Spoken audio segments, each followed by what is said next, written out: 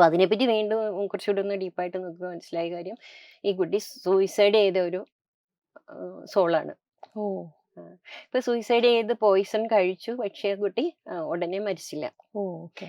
കുറെ ദിവസങ്ങള് മുൻപത്തെ ജന്മം. മുൻപത്തെ ജന്മത്തിൽ കുറെ നാള് പിന്നെ ആ ഒരു വിഷമൊക്കെ കഴിക്കുമ്പോൾ ഉണ്ടാകുന്ന കുടലിന്റെയും ഒക്കെ ഉണ്ടല്ലോ. കാരണം ഈ അൺകോൺഷ്യസ് മൈൻഡിൽ ഇരിക്കുന്ന അല്ലെ സബ് കോൺഷ്യസിൽ ഇരിക്കുന്ന ചിന്തകളാണല്ലോ ഈ ഒരു ശരീരത്തിനും ഈ സ്വഭാവത്തിനും കാരണമായത്. അതെ. അവിടേക്ക് വെളിച്ചം വീശുമ്പോൾ തീർച്ചയായിട്ടും എനർജി ലെവലിൽ വ്യത്യാസം വരും. അപ്പൊ അതനുസരിച്ചുള്ള ഇമ്പ്രൂവ്മെന്റ് വരും. പൂർണ്ണമായിട്ട് ഇപ്പൊ വർക്ക് ചെയ്യാത്ത ഒരു ഓർഗനെ ഈ ഒരു ചിന്ത കൊണ്ട് മാത്രം നമുക്ക് ചിലപ്പോൾ ഗ്രാജുവലി സംഭവിച്ചു കൂടായികയുമില്ല. പക്ഷെ അതിന് സമയമെടുക്കും. ആൾ അത്രമാത്രം അതിനെ ഉൾക്കൊള്ളുകയും വേണം. നന്നായിട്ട് നടക്കണം എന്നാണ് പറയുന്നത്. പ്രത്യേകിച്ച് നമ്മളിപ്പോ ഈ ലക്ഷണ പ്രശ്നമൊക്കെ വയ്ക്കുമ്പോൾ ലക്ഷണ ശാസ്ത്രത്തെ പറ്റി പറയാറുണ്ട്. അപ്പൊ ഒരു ആദ്യം കാണുന്നത് എന്താണോ അതനുസരിച്ചായിരിക്കും അതിന്റെ ഫലം എന്ന് പറയും. അപ്പൊ നമ്മളൊരു സ്ത്രീയെ കണ്ടു എന്ന് പറയുമ്പോൾ ആ സ്ത്രീ മിതമായ രീതിയിലുള്ള വസ്ത്രാഭരണങ്ങളോട് കൂടിയ സ്ത്രീയെ കണ്ടു എന്ന് പറയുന്നതും ഒരു സ്ത്രീ മുഷിഞ്ഞ വസ്ത്രമൊക്കെ ഇട്ട് പോകുന്നതും തമ്മിൽ വ്യത്യാസമാണ്. അപ്പൊ ഐശ്വര്യം എന്ന് പറയുന്നത് അങ്ങനെ തന്നെയാണ്. നമസ്കാരം. ധ്യാൻ എക്സ്പ്ലെയിൻഡിന്റെ മറ്റൊരു എപ്പിസോഡിലേക്ക് സ്വാഗതം. ഓരോ ആഴ്ചയും പുതിയ പുതിയ എപ്പിസോഡ്സ് വരുന്നതിന് വേണ്ടി കാത്തിരുന്ന് അതെല്ലാം കണ്ട് കമൻറ്റ് ചെയ്ത് നമ്മളെ പ്രോത്സാഹിപ്പിക്കുന്ന ഓരോ പ്രേക്ഷകർക്കും നമ്മുടെ നന്ദി അറിയിക്കുന്നു. ഇന്നത്തെ വിഷയം വളരെ ഗഹനമായ ഒരുപക്ഷെ നമ്മൾ തന്നെ ഒന്ന് ചിന്തിപ്പിക്കുന്ന ഒരു വിഷയമാണ്. ഈ വിഷയം ചേച്ചിയുടെ അനുഭവങ്ങളിലൂടെ നമുക്ക് പറഞ്ഞു തരും. ശാന്ത ചേച്ചിയിലേക്ക്. നമസ്കാരം ചേച്ചി. നമസ്തേ. നമ്മളെപ്പോഴും പറയുന്ന ഒരു കാര്യമുണ്ടല്ലോ, ഇതിനു മുൻപേ ഇങ്ങനെ സംസാരിച്ചിട്ടുണ്ട്. നമുക്ക് ജീവിതത്തിൽ എപ്പോഴെങ്കിലുമൊക്കെ തോന്നും ഈ ജീവിതം അങ്ങ് അവസാനിപ്പിച്ച് കളഞ്ഞാലോ, അല്ലെങ്കിൽ മതിയായി എന്നൊക്കെ പറയാറില്ലേ? പറയാത്തവര് ചുരുക്കമല്ലേ. എപ്പോഴേലും ഒക്കെ തീർച്ചയായിട്ടും. അതിന്റെ ഒരു ഡെപ്തില് അതിനെപ്പറ്റി മനസ്സിലാക്കുമ്പോൾ നമ്മൾ വിചാരിക്കും അത് എന്തൊരു ശുദ്ധ മണ്ടത്തരമായിരുന്നു നമ്മുടെ ചിന്ത. ഒരുപക്ഷെ അങ്ങനെ ഒരു വാക്ക് നമ്മുടെ വായിന്ന് വന്നു കഴിഞ്ഞാൽ ഉടനെ തന്നെ നമ്മൾ റിഗ്രറ്റ് ചെയ്യും. അങ്ങനെ അല്ല, എന്നിട്ട് നമ്മൾ തന്നെ ഇങ്ങനെ പറയൂ അങ്ങനെയല്ല ഉദ്ദേശിച്ചേ. അയ്യോ അങ്ങനെ പറയാൻ പാടില്ല. ജീവിതം എന്ന് പറയുന്നത് അത്രയും മൂല്യം ഉള്ളതാണ്. അതിലും പ്രത്യേകിച്ച് എത്രയോ ജന്മം കഴിഞ്ഞാലാണ് നമുക്കൊരു മനുഷ്യജന്മം കിട്ടുക. നമ്മൾ പറയുന്നത് 84 ലക്ഷം ജന്മങ്ങൾ കഴിഞ്ഞതിന് ശേഷമാണ് മനുഷ്യജന്മത്തിലേക്ക് നമ്മൾ കടക്കുന്നതെന്ന്. അതായത് പുല്ലായിട്ടും പുഴുവായിട്ടും മറ്റ് ജീവജാലങ്ങളായിട്ടും സസ്യങ്ങളായിട്ടും മറ്റ് ജീവജാലങ്ങളായിട്ടും പക്ഷികളായിട്ടും പറവകളായിട്ടും ഒക്കെ അനവധി ജന്മം കഴിഞ്ഞതിന് ശേഷം നമ്മൾ ശ്രേഷ്ഠമായിട്ടുള്ള മനുഷ്യജന്മത്തിലേക്ക് വരികയാണ്. അങ്ങനെ വരുന്നിട്ട് നമ്മൾ പറയാണ് ഈ ജന്മം നമുക്ക് വേണ്ട എന്ന് പറയുന്നത് വളരെ ഒരു ശരിയല്ലാത്ത ഒരു കാര്യമാണല്ലോ. ഒരു ഗ്രാറ്റിറ്റ്യൂഡ്, അതാ കറക്റ്റ് വാക്ക്, ഗ്രാറ്റിറ്റ്യൂഡ് ഇല്ലായ്മയാണ്. പക്ഷെ നമ്മൾ പറയുന്നത് നമ്മുടെ ജീവിതം നമുക്ക് വളരെ ദുഃഖം ഉണ്ടാക്കുന്നു, നമുക്ക് ഈ അനുഭവങ്ങൾ താങ്ങാൻ പറ്റുന്നില്ല.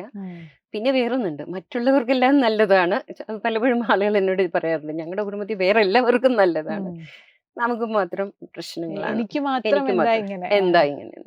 അപ്പൊ എനിക്ക് മാത്രം ഇങ്ങനെ വരുന്നത് എന്റെ കർമ്മഫലം കൊണ്ടാണ്.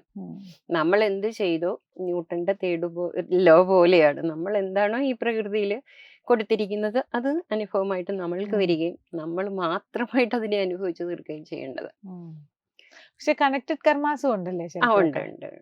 ഉണ്ട്. വളരെ ആളുകളുമായിട്ട് കണക്റ്റഡ് ആയിട്ടുണ്ട്. പിന്നെ ചില ദുഃഖം കൊടുത്താൽ ദുഃഖം കിട്ടും, സന്തോഷം കൊടുത്താൽ സന്തോഷം കിട്ടും. അത്രേ ഉള്ളൂ അതിന്റെ ഒരു അറിയാതെയാണ് ഈ ദുഃഖം കൊടുക്കുന്നെങ്കിലും അറിഞ്ഞുകൊണ്ടല്ല. എൻ്റെ ഒരു പ്രവൃത്തി വേറൊരാൾക്ക് വിഷമം സൃഷ്ടിക്കുന്നു, ഞാൻ ചെയ്യുന്ന പ്രവൃത്തി ശരിയാണ്, അയാൾക്ക് വിഷമം ഉണ്ടാവുന്നത് അയാളുടെ കർമ്മഫലം അല്ലെങ്കിൽ അയാളുടെ ഒരു പെർസ്പെക്റ്റീവിന്റെ ഡിഫറൻസ് കൊണ്ടും ആണ്. ഞാൻ ചെയ്യുന്നത് നല്ല കാര്യമാണ്, പക്ഷെ മറ്റേയാൾക്ക് വിഷമമാണ് ഉണ്ടാക്കുന്നത്. അപ്പൊ അതെനിക്ക് കർമ്മം ഉണ്ടാക്കുമോ? അല്ലെങ്കിൽ ഈ രീതിയിലുള്ള കർമ്മം ഉണ്ടാക്കില്ല. നമ്മൾക്ക് കർമ്മഫലങ്ങൾ, ചില കർമ്മങ്ങൾ അതുകൊണ്ടാണല്ലോ ചിലരുടെ കാര്യങ്ങൾ നമ്മൾ എന്തെങ്കിലും ദാനധർമ്മോ പിന്നെ ചാൻഡിങ് ഒക്കെ ചെയ്യുമ്പോൾ നമുക്കത് ഒഴിവാക്കാൻ പറ്റും. ചില കർമ്മങ്ങൾ നമ്മൾ കുറച്ച് അനുഭവിക്കേണ്ടി വരും, ചിലത് നമ്മൾ അനുഭവിച്ചേ മതിയാവും. അതായത് നമ്മൾ ഈ ചോക്ക് കൊണ്ട് എഴുതുന്നത് പോലെയും പെയിന്റ് വെച്ച് എഴുതുന്നത് പോലെയും കരിങ്കല്ലെ കുത്തുന്നത് പോലെയുമാണ്. അത് നമ്മൾ ഇതിപ്പോ പറഞ്ഞത് സാത്വികമായിട്ടുള്ള കാര്യമാണ്. നമ്മൾക്ക് യാതൊരു ദുരുദ്ദേശവുമില്ല, പക്ഷെ അത് കുറെ പേരെ വേദനിപ്പിക്കും. ഇപ്പൊ സർജറി ചെയ്യുന്നു ഡോക്ടർ, അത് അവർക്ക് സർജറിക്ക് ശേഷം പെയിൻ ഒക്കെ കൊടുക്കുമല്ലോ, കീറുകയാണ് ചെയ്യുന്നത്. പക്ഷെ ഒരാളെ കുത്തിക്കൊല്ലുന്ന സർജറി ചെയ്യുന്നത് തമ്മിൽ വ്യത്യാസമില്ലേ?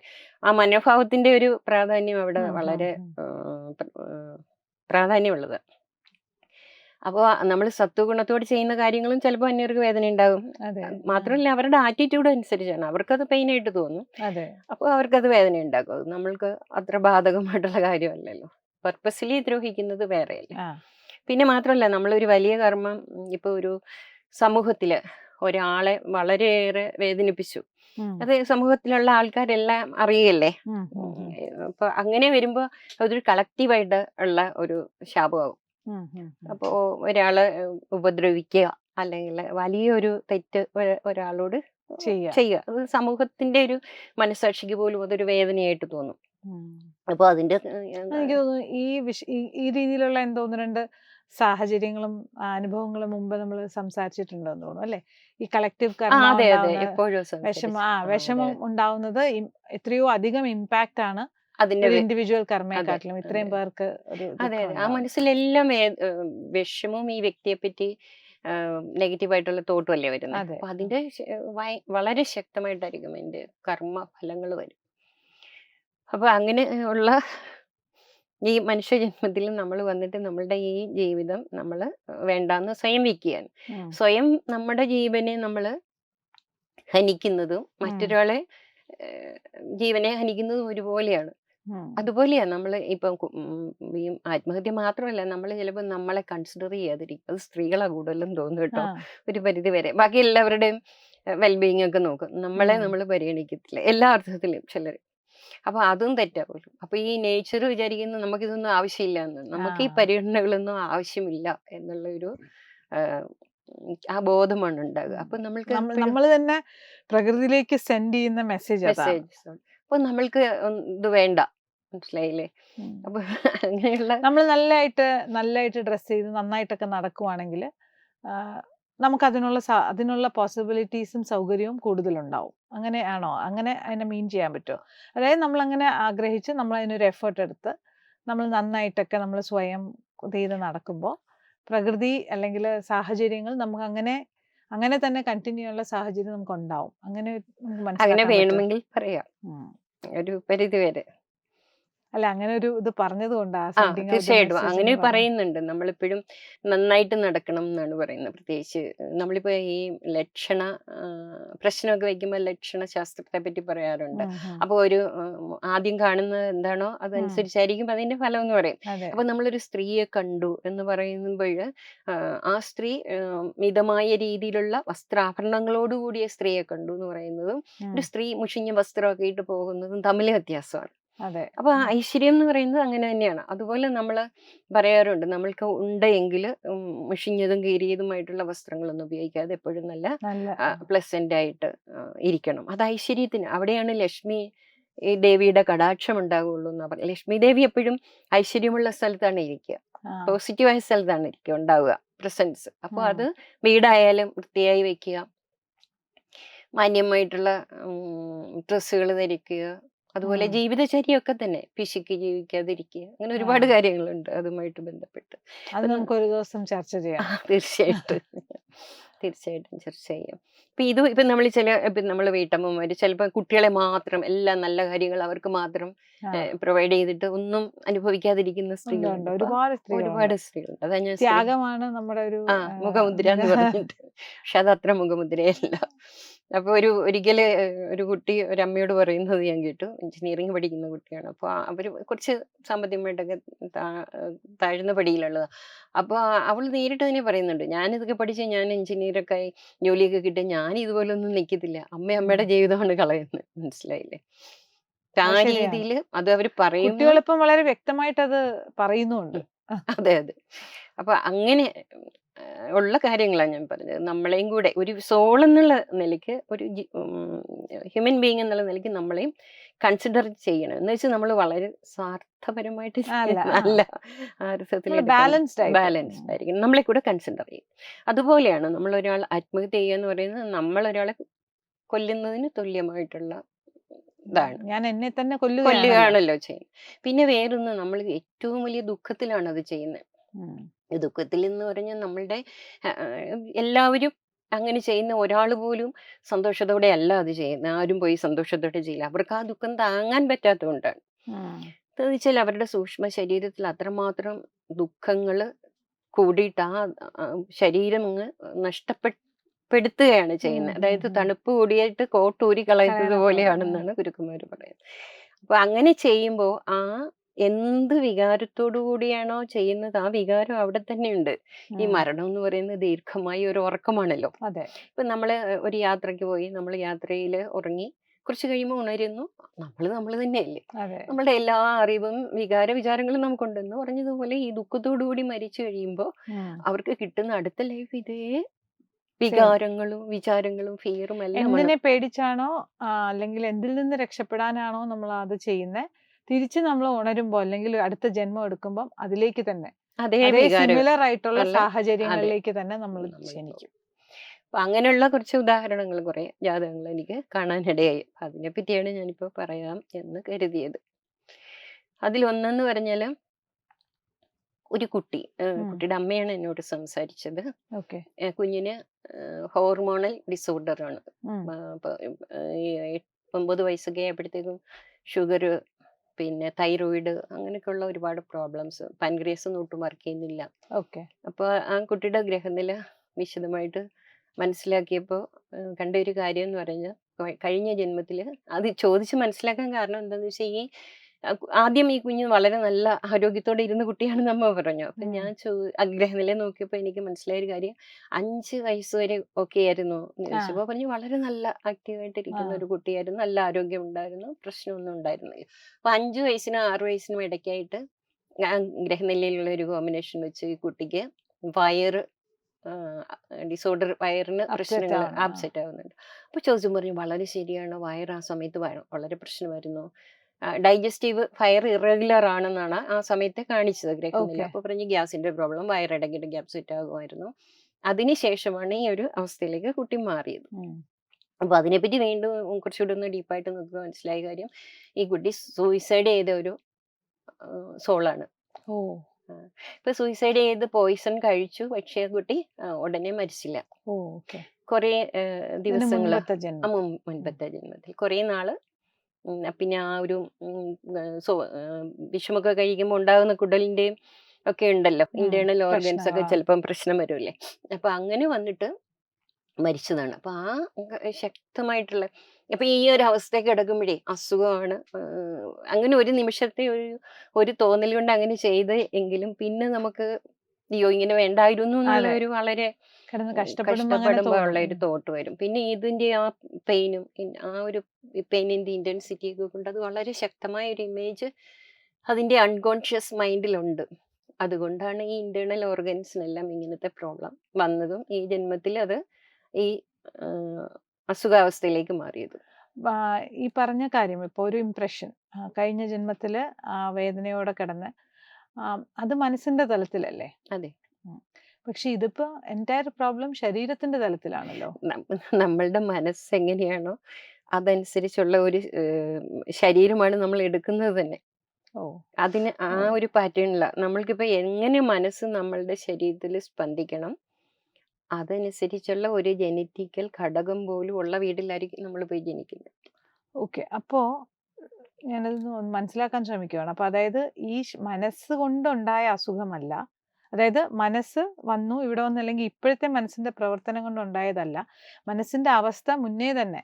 മനസ്സ് എന്ന് നമ്മൾ പറയുമ്പോൾ ബണ്ടിൽ ഓഫ് എനർജി, തോട്ട്സ് എല്ലാം കൂടെ ചേർന്ന ഒരു എനർജി. അപ്പൊ ചിന്തകളുടെ കൂട്ടം അതിന്റെ ഒരു മുന്നേയുള്ള അവസ്ഥ അനുസരിച്ച് തന്നെയാണ് ശരീരം സെലക്ട് ചെയ്യണം. അപ്പൊ അതിലേക്ക് വരും. ഇനി ഈ പോയിന്റ് ഓഫ് ടൈമില് ഈ ശരീരം അങ്ങനെയാണ്. ഞാൻ എന്തെങ്കിലും എന്റെ മനസ്സ് മാറിയത് കൊണ്ട് ശരീരം മാറില്ല. മനസ്സ് മാറിയത് കൊണ്ട് ശരീരം മാറില്ല എന്ന് വെച്ചാൽ പൂർണ്ണമായിട്ട് മാറ്റാൻ പറ്റില്ല.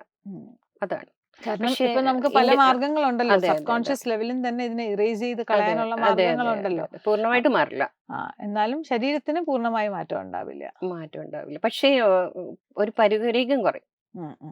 കാരണം ഈ അൺകോൺഷ്യസ് മൈൻഡിൽ ഇരിക്കുന്ന, അല്ലെ സബ് കോൺഷ്യസിൽ ഇരിക്കുന്ന ചിന്തകളാണല്ലോ ഈ ഒരു ശരീരത്തിനും ഈ സ്വഭാവത്തിനും കാരണമായത്. അവിടേക്ക് വെളിച്ചം വീശുമ്പോൾ തീർച്ചയായിട്ടും എനർജി ലെവലിൽ വ്യത്യാസം വരും. അപ്പൊ അതനുസരിച്ചുള്ള ഇമ്പ്രൂവ്മെന്റ് വരും. പൂർണ്ണമായിട്ട് ഇപ്പൊ വർക്ക് ചെയ്യാത്ത ഒരു ഓർഗനെ ഈ ഒരു ചിന്ത കൊണ്ട് മാത്രം നമുക്ക് ചിലപ്പോ ഗ്രാജുവലി സംഭവിച്ചു കൂടായികയുമില്ല. പക്ഷെ അതിന് സമയമെടുക്കും. ആൾ അത്രമാത്രം അതിനെ ഉൾക്കൊള്ളുകയും വേണം. ആ ഒരു ലെവലിൽ അതിനെ അങ്ങനെ ആക്കാനായിട്ട് പറ്റും. ഓക്കെ. അപ്പൊ അത് നമുക്ക് നമുക്ക് ഭേദമാക്കാൻ പറ്റും, പക്ഷെ പൂർണ്ണമായി മാറ്റാൻ പറ്റില്ല. മാറ്റാൻ പറ്റില്ല. അങ്ങനെയാണ് കണ്ടുവരുന്നത്. ഓക്കെ. അപ്പൊ ഈ ഒരു ടെൻഡൻസി ആൾക്കാർക്ക് ഉണ്ടാവുന്നത് എന്തുകൊണ്ടായിരിക്കും? സൂയിസൈഡ് ചെയ്യാനോ? ആ. പൂർവ്വജന്മത്തിലെ കർമ്മഫലങ്ങൾ കൊണ്ട്. അതിന്റെ ഒരു ഉദാഹരണം വേണമെങ്കിൽ ഞാനിപ്പോൾ പറഞ്ഞുതരാം. ഒരു വേറൊരു ജാതകമാണത്. അത് ആ ഒരു അമ്മയാണ് അതുപോലെ തന്നെ അവരുടെ ഒരു കുട്ടി സൂയിസൈഡ് ചെയ്തതിനെ പറ്റിയുള്ള ഒരു വിഷമം കൊണ്ട് എൻ്റെ അടുത്ത് സംസാരിച്ചതാണ്. അപ്പോൾ ആ കുട്ടിയുടെ ഇതുപോലെ പാസ്റ്റ് ലൈഫ് നോക്കുമ്പോൾ വളരെ പുരോഗമനമായിട്ടുള്ള ഒരു ചിന്താഗതിയൊക്കെ ഉള്ളൊരു കുട്ടിയായിരുന്നു. ഒരു പ്രത്യേക സാഹചര്യത്തിൽ അത് ആ ജനിച്ചു വളർന്ന വീടുമായിട്ട് ഒട്ടും പൊരുത്തപ്പെടാത്ത ഒരാളെ കല്യാണം കഴിച്ചു. വേണമെങ്കിൽ വിപ്ലവം സൃഷ്ടിച്ചു എന്ന് പറയാം. അന്നത്തെ കാലത്ത് വളരെ പണ്ടാണ്. അങ്ങനെ പോയി. അപ്പൊ അത് കല്യാണം കഴിച്ച് ആ വീട്ടിൽ വന്ന വീട്ടില് ഈ കുട്ടിയെ കൊണ്ട് വളരെ ഗുണകരമായ മാറ്റം വരുന്നു. അവർ പറയുന്നുണ്ട് സിസ്റ്റമാറ്റിക്കായിട്ട് ജീവിക്കാനുള്ള ഒരു, വളരെ പണ്ടാണെന്ന് കൂട്ടിക്കോളൂ, വളരെ നീറ്റായിട്ട് വീട്ടിലെ കാര്യങ്ങൾ ചെയ്യുന്നു. അങ്ങനെ ആ വീട് വളരെ നല്ലതായി, അവർ നന്നായി ജീവിച്ചു, വയസ്സായിട്ട് മരിച്ചു. പക്ഷെ അതിനുശേഷം ആ കുട്ടി റീബർത്ത് എടുത്തതാണ് ഇപ്പൊ ഈ പറയുന്ന സെയിം ഫാമിലി തന്നെ. അപ്പൊ അങ്ങനെയാണോ ഇത് ട്രാക്ക് ചെയ്യാൻ പറ്റിയേ? ഈ ഫാമിലിയിലുള്ള ഒരാളെ ബാക്കിലേക്ക് ട്രാക്ക് ചെയ്ത്? അതെ. അങ്ങനെ ചോദിച്ചപ്പോൾ അവരുടെ ഞാൻ ഗ്രഹനില കണ്ടിട്ട് ഇത് ഇങ്ങനെ എന്ത് നിങ്ങളുടെ കുടുംബത്തിൽ ഉണ്ടായിരുന്നോ എന്ന് ചോദിച്ചപ്പോൾ അവർ പറഞ്ഞു ഇങ്ങനെ ഒരു ഇൻസിഡന്റ് ഉണ്ടായിട്ടുണ്ട് എന്ന് പറഞ്ഞു. ഓക്കെ. അപ്പൊ ഈ കുട്ടിയെ കണ്ട രൂപത്തിൽ വ്യത്യാസമുണ്ട്. വ്യത്യാസം പറഞ്ഞ ഇവരുടെ ഒരു ജനറ്റിക് ആയിട്ടുള്ള ഉണ്ടല്ലോ, ആ ഒരു ഫാമിലിയിലുള്ള ആ ഒരു കളറല്ല, ആ രൂപമല്ല, ആ സ്വഭാവമല്ല. അവര് അമ്മ പറഞ്ഞത് കണ്ണൊക്കെ വളരെ പ്രത്യേക രീതിയിലുള്ള കണ്ണുകളും കളറും അങ്ങനെയുള്ള വളരെ വ്യത്യസ്തമായിട്ടുള്ള ഒരു കുട്ടി തന്നെയായിരുന്നു. അപ്പൊ ഈ അമ്മ കല്യാണം കഴിച്ച് ഹസ്ബൻഡ് ഒരുമിച്ച് വിദേശത്ത് ജീവിച്ചു. ഒരു കുഞ്ഞുണ്ടായി, പെൺകുഞ്ഞുണ്ടായി കഴിഞ്ഞ ഉടനെ തന്നെ അമ്മയും അച്ഛനും തമ്മിൽ സെപ്പറേറ്റ് ആയി. ചില ഒരുപാട് അതിനെപ്പറ്റി നമുക്ക് ഒരിക്കൽ വിശദമായിട്ട് സംസാരിക്കും. ചില സോളുകൾ വന്നു കഴിഞ്ഞാല് അവർക്ക് ആ ഒരു കർമ്മമായ ഉള്ള അച്ഛനും അമ്മയും ഒരുമിച്ച് ഈ സോള് ഭൂമിയിലേക്ക് വരാനുള്ള ഒരു ഉപകരണം. അതിനുശേഷം ആ ബന്ധത്തിൽ പ്രശ്നം വരും. ചിലരുണ്ട് അങ്ങനെ സോളുകൾ വന്നതിന് ശേഷം അച്ഛനും അമ്മയും തമ്മിൽ പ്രശ്നങ്ങൾ ഉണ്ടായിട്ട് തുടരുന്നവരുണ്ട്. അവര് അങ്ങ് അഡ്ജസ്റ്റ് ചെയ്ത് പോകും. പക്ഷെ കുട്ടി ജനിച്ചതിന് ശേഷമായിരിക്കും ഇവരുടെ ജീവിതത്തിൽ പ്രശ്നം വരും. അതും ഒരു പ്രശ്നമില്ല. അങ്ങനെയുണ്ട്. അപ്പൊ ഇത് പക്ഷേ സെപ്പറേറ്റ് ആയി അച്ഛൻ വേറെ കല്യാണം കഴിച്ചു, അമ്മ വേറെ കല്യാണം കഴിച്ചു. അവർക്ക് വേറെ കുട്ടികളുണ്ടായി. പക്ഷെ ഈ കുട്ടി പിന്നെ അച്ഛൻ്റെ അടുത്ത് മാറി നിൽക്കും, അമ്മയുടെ അടുത്ത് നിൽക്കും. അങ്ങനെ ഒക്കെ നിന്ന് വളരെ ദുഃഖത്തോടു കൂടി 14 വയസ്സ് വരെ ജീവിച്ചു. 14 വയസ്സായപ്പോ പിന്നെ ആത്മഹത്യ ചെയ്തു. അപ്പൊ എന്താന്ന് ചോദിച്ചാല് ആ 14 വയസ്സ് വരെ, ജനിച്ചതിന് ശേഷം 2-3 വയസ്സിന് ശേഷം ഈ 14 വയസ്സ് വരെ അച്ഛന്റെ അമ്മയുടെ സ്നേഹം കിട്ടാതെ അതിനു വേണ്ടി ദാഹിച്ചിട്ട് മരിച്ചു. അപ്പൊ കഴിഞ്ഞ ജന്മത്തിൽ അച്ഛനും അമ്മയും എന്താണോ അനുഭവിച്ചത്, മറ്റേ ഒരു ലൈക്ക് വേറൊരു സ്ഥലത്ത് കല്യാണം കഴിച്ചു പോയ ആ കുട്ടിയുടെ അച്ഛനും അമ്മയൊക്കെ എന്തുമാത്രം വേദന ഈ കുട്ടി കൊടുത്തു. അത് നമ്മൾക്കിപ്പോ ഒരു തലത്തിൽ പറയുമ്പോൾ നമ്മൾക്കത് അത്ര സ്വീകാര്യമായി തോന്നില്ല. ഒരു കുട്ടിക്ക് ഇഷ്ടമുള്ള ഒരു കല്യാണം കഴിച്ച് എന്ത് സംഭവിക്കാനാണ്. പക്ഷെ ആ പേരൻസിന് അത് അംഗീകരിക്കാൻ പറ്റിയില്ല. അവരംഗീകരിക്കണ പ്രശ്നമൊന്നുമില്ല. അതും ഒരുപാട് നാൾ മുമ്പുള്ള ഒരുപാട് വർഷങ്ങൾക്ക് മുൻപെയാണ്. അപ്പൊ അവർക്കത് ഒരിക്കലും അവർക്ക് അംഗീകരിക്കാൻ പറ്റാത്ത സാമൂഹിക സ്ഥിതി അനുസരിച്ച് അവർ വളരെ വളരെ വിഷമിച്ച് വേദനിച്ച് സങ്കടപ്പെട്ട് മരിച്ചുപോയി. അപ്പൊ അതേ വേദന തന്നെ ഈ ഒരു 14 വർഷം, ചെറിയൊരു പീരീഡാണ് ഒരു ലൈഫിൽ വെച്ച് നോക്കുമ്പോൾ, ഈ ഭൂമിയിൽ വന്നിട്ട് ആ സോൾ അനുഭവിച്ചിട്ട് പോയി. ഓക്കെ. അപ്പൊ ഇതിൽ നമുക്ക് പ്രാക്ടിക്കൽ ആയിട്ടുള്ള ഒരു 2 ചോദ്യമാണ് എനിക്കുള്ളത്. ഒന്ന്, വ്യക്തമായ കോമ്പിനേഷൻസ് ജാതകത്തിലുണ്ടോ ഈ സൂയിസൈഡ് പോസിബിലിറ്റി ഉള്ളത്? 2, നമുക്ക് നേരത്തെ ഇങ്ങനെ ഒരു കർമ്മം ഇപ്പൊ ഇതേ കാര്യം തന്നെ മുന്നേ കൂട്ടി നമ്മൾ ഐഡന്റിഫൈ ചെയ്തിരുന്നെങ്കിൽ അതിനെ മാറ്റാനുള്ള അല്ലെങ്കിൽ അത് നടക്കാതിരിക്കാനുള്ള, അതിൽ നിന്ന് രക്ഷപ്പെടാനുള്ള സാധ്യതകൾ ഉണ്ടായിരുന്നു? തീർച്ചയായിട്ടും ഉണ്ട്. ഇപ്പൊ ഈ കഴിഞ്ഞ ദിവസം തന്നെ എൻ്റെ ഒരു സുഹൃത്ത് പരിചയമുള്ള ഒരാളുണ്ട്, മോന്റെ ഗ്രഹനില. അപ്പൊ ആ കുട്ടിക്ക് പഠിക്കാനൊക്കെ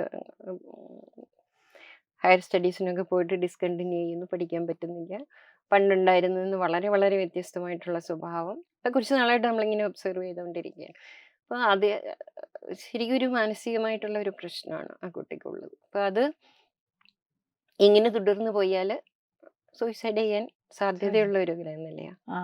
അപ്പൊ ഡിപ്രഷനൊക്കെ വന്നിട്ട് താങ്ങാൻ പറ്റാതെ അപ്പോൾ ആദ്യമൊക്കെ നമുക്കുള്ളവർക്ക് എന്തെങ്കിലും മാനസികമായിട്ടുള്ള ബുദ്ധിമുട്ട് വന്നാൽ നമ്മൾക്ക് ഒരിക്കലും അംഗീകരിക്കാൻ പറ്റില്ല. നമ്മൾ പറയും ബാക്കി എല്ലാ കാര്യവും നന്നായിട്ട് ചെയ്യുന്നു, പറയുന്നത് അനുസരിക്കുന്നില്ല, ആ അല്ലെ പഠിക്കാൻ വിട്ടാൽ പഠിക്കുന്നില്ല, അത് അഹങ്കാരമാണെന്നാണ് പറയുക. ആ അതൊരു മാനസിക പ്രശ്നമാണെന്ന് ഐഡന്റിഫൈ ചെയ്യുന്ന പേരൻസ് വളരെ കുറവാണ്. ആ. നമുക്കത് പറ്റില്ല, കാരണം ബാക്കി എല്ലാ കാര്യങ്ങളിലും അവർ വളരെ നോർമലാണ്. നോർമലാണ്. അപ്പൊ ഇത് മനസ്സിലാക്കിയതിന് ശേഷം പിന്നെ അവർ ആ കുട്ടിക്ക് ഇപ്പൊ ട്രീറ്റ്മെന്റ് കൊടുത്ത് പിന്നെ നല്ല അവസ്ഥയിലേക്ക് പോവുകയാണ്. അപ്പൊ അതിന് ശരിക്കും ആയുർവേദിക് ട്രീറ്റ്മെന്റ് ആണ് എടുത്തത്. ഉം.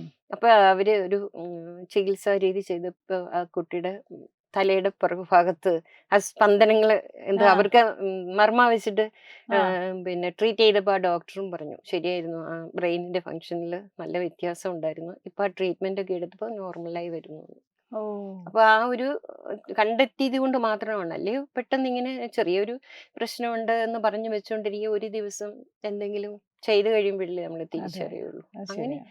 കണ്ടെത്തി കഴിഞ്ഞാൽ അതിനെ നമുക്ക് പിന്നെ അതിജീവിക്കാൻ പറ്റും. പക്ഷെ ഒരു കാര്യമുണ്ട്, എല്ലാം കണ്ടെത്താൻ പറ്റുമോ എന്ന് ചോദിച്ചാൽ ഇല്ല. കാരണം എന്താന്ന് ചോദിച്ചാൽ കണ്ടെത്തണമെങ്കിൽ അതിനൊരു യോഗം യോഗം വേണം. യോഗം വേണം. അതാണ് അതിനകത്ത് ഏറ്റവും പ്രധാനപ്പെട്ട കാര്യം. ചെറിയ കുഞ്ഞുങ്ങളാണെങ്കിൽ അവരുടെ സ്വഭാവത്തിൽ വ്യത്യാസം വരുമ്പോൾ ഉം. അവർക്ക് വേണ്ട ഗൈഡൻസ് കൊടുക്കുക. ഇപ്പൊ സൂര്യ നമസ്കാരം വളരെ നല്ലൊരു കാര്യമാണ്. ആ ആഹാരത്തിൽ ചിട്ടപ്പെടുത്തുക. അത് ചിലരുടെ കാര്യത്തിലാണ്, ഉം. മനസ്സിലായില്ല. ഓരോരുത്തർക്കും ഓരോ രീതിയായിരിക്കും. അതെ ചിലര് പ്രത്യേകിച്ച് എന്തെങ്കിലും കളികളിലേക്ക് തിരിച്ചു വിടുക, അല്ലെങ്കിൽ അവർക്ക് മനസ്സിന് എങ്ങനെയാണ് നമ്മൾ ഒരു ചാനലൈസ് ചെയ്യാൻ പറ്റുക അവരുടെ എനർജി, ആ എനിക്ക് തോന്നുന്നു തരത്തിൽ ആദ്യം നമ്മൾ അവർ പറയുന്നത് കേൾക്കാൻ സന്നദ്ധത വേണം. സന്നദ്ധത വേണം. ലിസണിങ് ഒരു അവർക്ക് എല്ലാം ഫാക്ടറാണ്. പറയാനുള്ള ഒരു ഫ്രീഡം ഉള്ള ഒരു ഫ്രീഡം സ്പേസ് കൊടുക്കുക. നമ്മൾ ക്രിയേറ്റ് ചെയ്യണം. അപ്പൊ അങ്ങനെയുള്ള ഒരു സാഹചര്യത്തിലേക്ക് പിന്നെ നമ്മൾ ആ കുട്ടിക്ക് വേണ്ട ഒരു ഗൈഡൻസ് കൊടുത്തു കഴിഞ്ഞാൽ അവർക്ക് മാനേജ് ചെയ്ത് പോകാൻ പറ്റും. ഇല്ലെങ്കിൽ ഒരു ദിവസം പെട്ടെന്നെല്ലാം കൂടെ താങ്ങാൻ പറ്റും. താങ്ങാൻ പറ്റാതെ വരും. എന്തായാലും വളരെ ഇൻട്രസ്റ്റിംഗ് ആയിട്ടുള്ള വളരെ ഒരുപാട് കാര്യങ്ങൾ മനസ്സിലാക്കാൻ സാധിച്ച ഒരു എപ്പിസോഡായിരുന്നു ഇത്. ബേസിക്കലി നമ്മൾ എന്തിൽ നിന്നാണോ സൂയിസൈഡ് ഒന്നിനും ഒരു വളരെ ലാഘവത്തോടെ എല്ലാവരും പറയാറുണ്ട്, ഓ ആത്മഹത്യ ഒന്നിനും ഒരു പരിഹാരമല്ല. പരിഹാരമല്ല എന്നുള്ളതിലുപരി അത് ശരിക്കും നമ്മൾ എന്താണ് ഇങ്ങനെ ഒരു ചൊല്ലില്ലേ, എന്തിലും നിന്ന് അടുപ്പത്തേക്ക് എടുത്ത് ചാടുക എന്ന് പറയുന്നത് വറച്ചട്ടിയിൽ നിന്ന് എരുതിയിലേക്ക് രീതിയിലേക്ക് എന്ന് പറയണേ. അപ്പൊ അതുപോലെയാണ് ശരിക്കും. കാരണം നമ്മൾ എന്ത് സാഹചര്യത്തിൽ നിന്നാണോ രക്ഷപ്പെടാൻ ശ്രമിക്കുന്നത്, നമ്മുടെ ശരീരം മാത്രമേ നമ്മളപ്പോൾ ഉപേക്ഷിക്കുന്നുള്ളൂ. മനസ്സും ചിന്തകളും ഭാവങ്ങളും എല്ലാം അതുപോലെ തന്നെ തുടരുകയാണ്. ഇനിയൊരു ശരീരം എടുക്കുമ്പോൾ അതേ അവസ്ഥയിലേക്ക് തന്നെ നമ്മൾ ചെന്ന് ചേരുകയും അത് പിന്നെ നമുക്ക് ഒട്ടും ഹാൻഡിൽ ചെയ്യാൻ പറ്റാതിരിക്കുകയും വരും. അപ്പോൾ അങ്ങനെ ഒന്നിനും ഒരു പരിഹാരമല്ല എന്നുള്ളത് മാത്രം മനസ്സിലാക്കിയാൽ പോരാ. നമ്മൾ കുഞ്ഞുങ്ങൾ പറഞ്ഞു കൊടുക്കുമ്പോൾ നമ്മളിതെല്ലാം പറഞ്ഞു കൊടുക്കണം അവർക്ക് അറിവായ പ്രായമാകുമ്പോൾ. അതുപോലെ അവർ പറയുന്നത് കേൾക്കുക. ചേച്ചി പറഞ്ഞതുപോലെ മെൻ്റൽ ഹെൽത്തിന് ഇമ്പോർട്ടൻസ് കൊടുക്കുക. എന്തെങ്കിലും പുറത്തുനിന്നുള്ള സഹായം വേണമെങ്കിൽ അത് ഉറപ്പായും എടുക്കുക. പിന്നെ ഈ ടെൻഡൻസി ഉണ്ട്, ഇങ്ങനെ ഒരു ജാതകത്തിൽ ഇങ്ങനെ ഉള്ള കോമ്പിനേഷൻസ് ഉണ്ട് നേരത്തെ കണ്ടുപിടിച്ച് കഴിഞ്ഞാൽ നമുക്ക് കുറച്ചുകൂടി കെയർഫുൾ ആയിട്ട് അവരെ ഹാൻഡിൽ ചെയ്യാം. ഇതെല്ലാവർക്കും പ്രയോജനപ്പെടട്ടെ എന്ന് ആശംസിച്ചുകൊണ്ട് അടുത്ത എപ്പിസോഡിൽ കാണുന്നത് വരെയും നമസ്കാരം.